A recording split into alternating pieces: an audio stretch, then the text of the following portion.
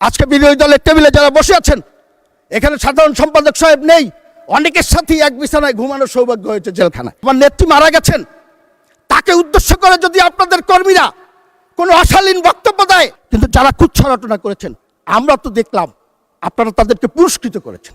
বাক স্বাধীনতা কিংবা মত প্রকাশের স্বাধীনতা সবার আছে, এটার জন্যই তো আমরা লড়াই করেছিলাম, জীবন দিয়েছিলাম।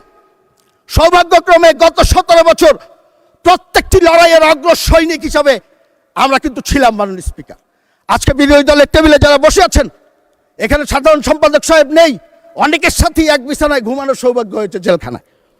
তো সেই জন্য বলতে চাই, আমরা বাক স্বাধীনতায় বিশ্বাস করি। আপনি সরকারের সমালোচনা করবেন, সরকার ভুল করলে বলবেন, সমালোচনা করবেন, কার্টুন করবেন, কিন্তু আমার নেত্রী মারা গেছেন, তাকে উদ্দেশ্য করে যদি আপনাদের কর্মীরা কোনো অশালীন বক্তব্য দেয়, আবার প্রধানমন্ত্রী আছেন, তার অবশ্যই সমালোচনা করা যাবে, সেটি নিয়মের মধ্যে করেন।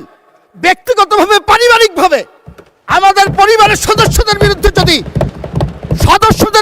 যদি এইভাবে কুচ্চারটনা করা হয়, সেটি কিন্তু আমাদের জন্য দুঃখজনক।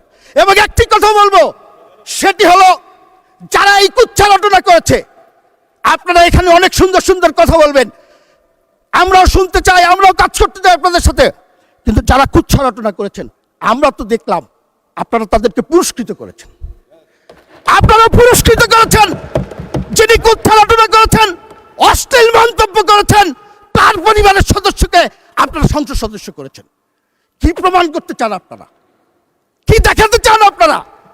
আমরা এখনো বলবো, একসাথে কাজ করতে চাই, আপনাদের সাথে কাজ করতে চাই।